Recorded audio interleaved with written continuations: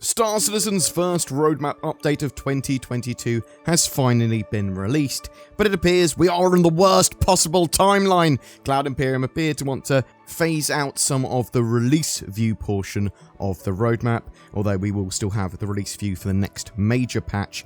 Let's take a look at the changes on the roadmap and then talk about Cloud Imperium's statement. They've temporarily removed some features off the roadmap because they are at risk or need some more time. This doesn't necessarily they're going to be gone for a year or anything. They might still make 3.17, 3.18 or be pushed towards the latter half of 2022, but let's have a look. Persistent hangars and the Hangar Manager app have been removed from Alpha 3.17, at least currently. This is the probably biggest blow to me from the roadmap update. I was really looking forward to these. Hopefully, they'll still make 3.18 or a little bit later in the year so they can sort of like be subsumed into the cargo refactor. Other things that have been temporarily removed: the player interaction experience, FPS radar and scanning updates, hacking, unfortunately, the push and pull in 0G, the EVA Tier 2, the Miscull C, again, the NPC taxi missions, and Pirate and Vandal swarm improvements. So the important things to mention is that 3.17 still has expanded selling and ship-to-ship refueling at the moment, and 3.18 still has the cargo refactor and salvage. That's super important for them to get in this year. Now, this can obviously be changed in the future. They might update it and go, well, actually, it's not going to be here, we're pushing it out, or whatever, bring it forward, who knows. But the roadmaps, as we well know, are aspirational at best. Also, they have now added a coffee shop vendor for 3.17. Area 18 is getting a new interactable coffee shop. The AI will interact with 3 new usables: the hot drink dispenser, soft drink dispenser, and fridge drinks, to serve the player with a variety of new drinks. Cloud Imperium certainly know how to add a feature that will be memed on. However, more interaction from NPCs is good. It's just not something I would define as a major feature for a patch, especially when the barman still doesn't work properly. So why have these features been delayed or at least removed from the roadmap? So Cloud Imperium said that the core gameplay pillar team have moved to focus exclusively on Squadron 42. Features developed by this team will be integrated into Squadron first and then migrated over to the Persistent universe. This has a twofold benefit. Squadron 42 will benefit greatly from the additional resources and dedicated focus, and the Persistent universe will see features come online in a more complete and polished state. Some features have a dependency with the Persistent streaming core technology as well. While great progress is being made on that tech, the required completion of it puts a few features at risk, like persistent hangars, and then other features just need a bit more polish, and they're sort of like, well, they're not ready for prime time yet. Cloud Imperium are planning on changing the roadmap view though to only show a single release patch. So for example, at the moment we would only see 3.17 until it was released once they've made these changes. So Cloud Imperium had a massive statement which we will delve into. When we remade our public roadmap in 2020, our goal was to truly lift the veil on development and show the progress of our entire company, right down to all 50 plus development teams and each anonymized developer on each specific team, so you could see what deliverable they were working on currently and planned for the next 3 quarters for a full 12-month view on development. The progress tracker was the cornerstone of this initiative. With the introduction of this new view, we shared publicly a whopping 450 plus features across 52 teams. Today, we have decided to double down on that commitment. So that sounds pretty reasonable, yeah? They're going, actually, we've got the progress tracker, you're able to see transparently what's going on with all our features to an extent, and we're going to give you more of that. Showing nearly everything wasn't our only major goal. Another big objective for us was to use our new public roadmap to better educate our community about how incredibly fluid game development truly is, and to help you understand that features and content shifting around both forwards and backwards is a natural state in software development. That kind of fluidity should not be seen as good or bad, it's just simply how development works, as shifting priorities, unforeseen blockers, unknown unknowns, unexpected technical hurdles, and normal R&D impacts timelines and development schedules. When these inevitable shifts happened in the past, we were frequently apprehensive about how the community might take yet another delay. But when we unveiled the new public roadmap in December 2020, we decided we would no longer invest emotion and hesitation into our presentation of schedule changes, but rather move them dispassionately. And in order to assure the community that development did not stop just because a feature got removed from our patch card, we pointed you at the new progress tracker so you could see the devs were in fact still working on said feature, even if its selected delivery for a stated patch could no longer be committed to. This is why the progress tracker is meaningful. It doesn't focus on estimates, targets, or desires, but instead shines a bright light on the actuality of what is. I do want to say something there. Cloud Imperium need to then make sure that the progress tracker is as accurate and up to date as possible, because it isn't always, as we well know. So let's continue. Because our focus was very vocally shifting from delivery to progress, we also intentionally decided to minimize the importance of the release view. We no longer wanted you or our developers to focus so much when a feature was coming out, but instead to focus on what we were working on in the moment and what we are planned to tackle next. That was the flaw of the old public roadmap. We only showed you what was coming, so we unintentionally told you that's all that mattered. But with the total shift in the new public roadmap, it was time to focus on progress. That's why the progress tracker is the first thing you'll see when you go to the roadmap app on our website. We consider that our default public roadmap view. We had considered removing the release view entirely when the new public roadmap debuted. We felt the progress tracker did a much better job of showing what everyone was working on, and it was what we wanted everyone to now focus on instead of unintended promises. The progress tracker was meant to be what you spend your time really diving into now. It is here that you can see when a feature leaves concepting and moves into integration, or when vehicle art is complete and now VFX gets to dive in. The sequential changing of hands as content or features make their way through our development pipeline. However, at the same time, we felt that while the focus should be on development progress, we also still saw value in showing players what features and content they could look forward to down the line and when they could get their hands on them. Thus, the release view remained. Instead of removing the release view, we opted to add new functionality where cards could be marked as tentatively planned or committed, and in trying to preserve the legacy and maintain the precedence of the old roadmap, we decided to hold to a 4 quarters out release view.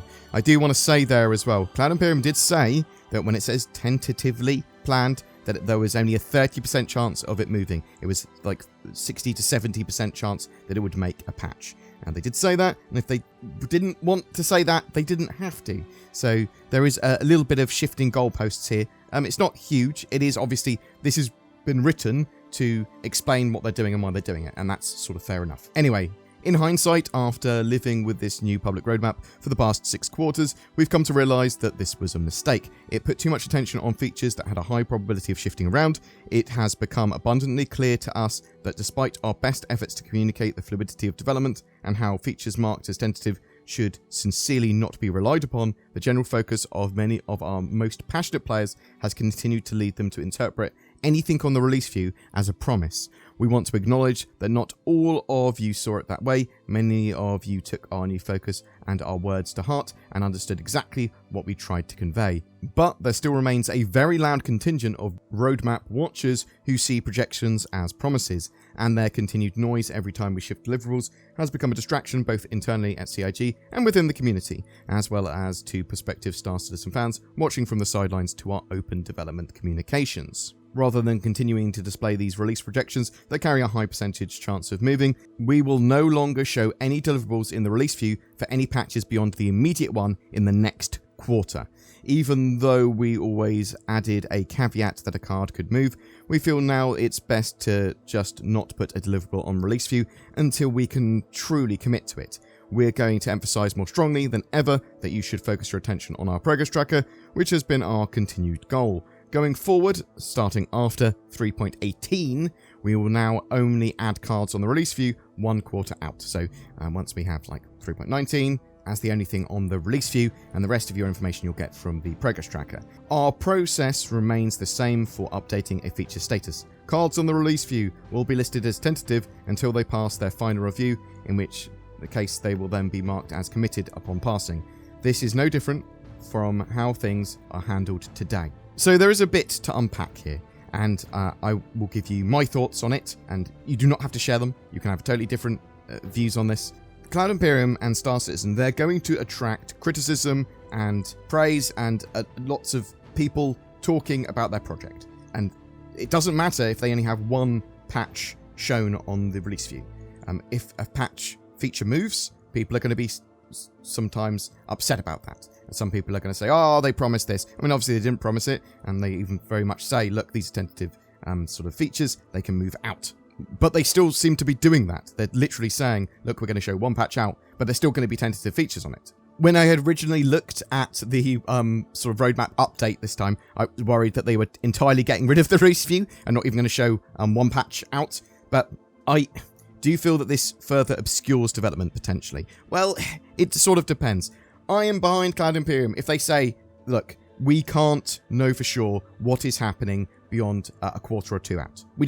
There is too much happening in the company at the moment and in the game. We are working on so many different things, and Squadron 42 is a big focus that we do not know what features are going to be in. There's going to be lots of features, we just don't know what they are yet. We won't know until much closer to the end of a quarter. And actually, to quote Cloud Imperium, they said, the progress tracker shines a bright light on the actuality of what is.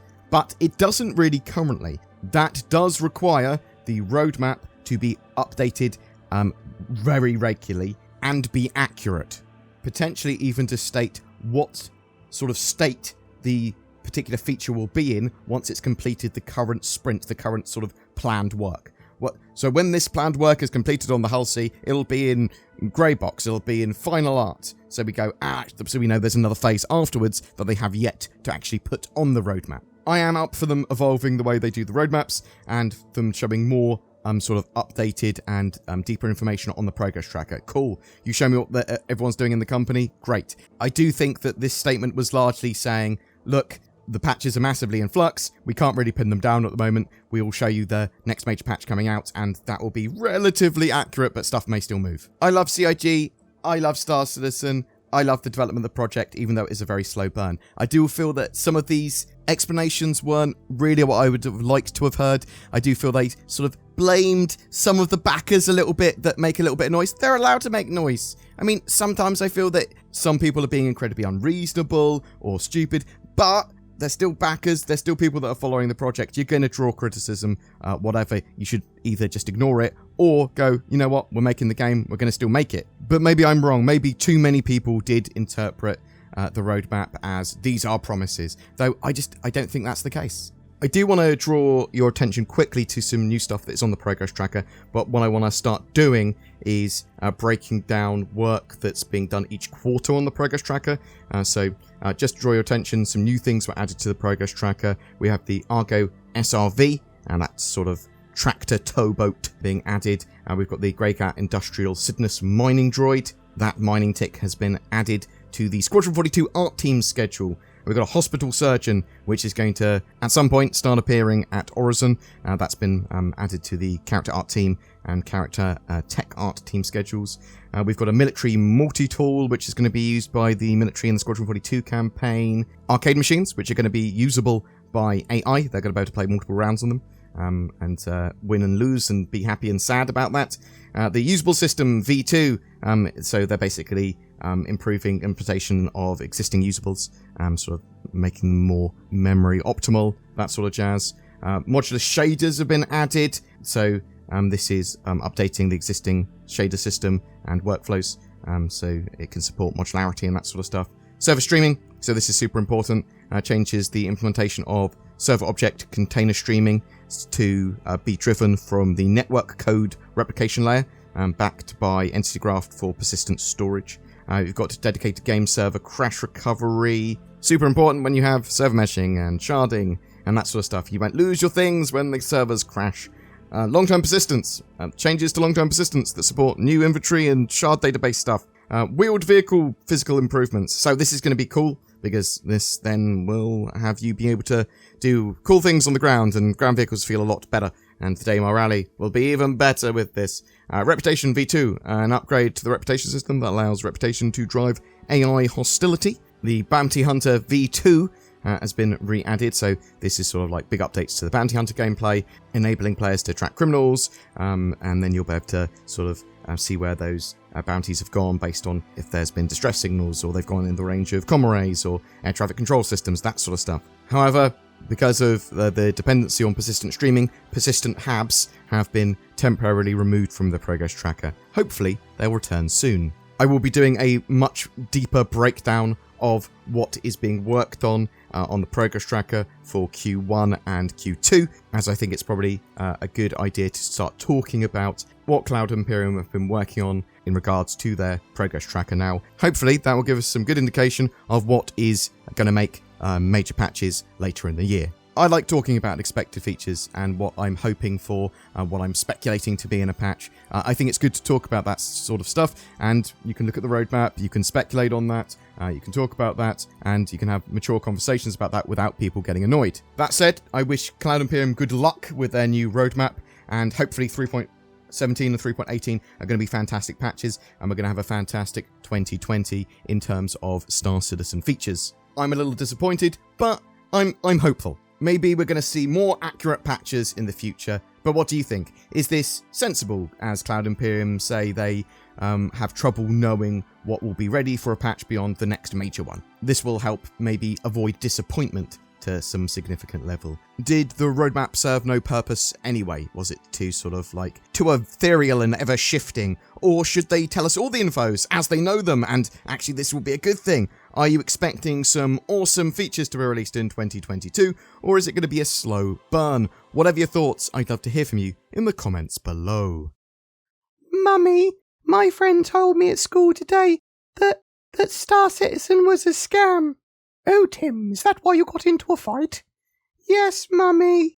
The only scam is people stealing all your internet infos and blocking your ability to watch things on Netflix and such with regional-based access.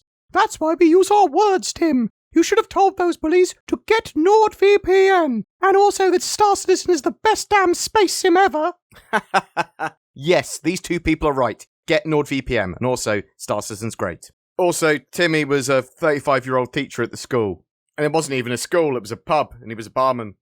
Every month we have a ship giveaway, and for February 2022, it's for an Aegis Saber, the high-tech medium fighter with loads of firepower, but it comes in an auspicious red paint scheme as part of the Red Festival, as well as lifetime insurance and a Star Citizen game package. All you need to do to be in for a chance of winning is comment on any of my videos made during the month. You can further support the channel by clicking the join button underneath any of my videos. You can also donate or become a Patreon. Your feedback, though, from comments really helps the channel. Don't forget to like and subscribe. And also, if you're looking for a diegetic little controlly boy that makes your Star Citizen experience and potentially some other games pretty good fun on your touchscreen devices, then check out Game Glass. You've got that, you've got NordVPN links, you've got loads of other stuff, all in the links below. Click them all! Click them all! Maybe not all of them, that would be madness.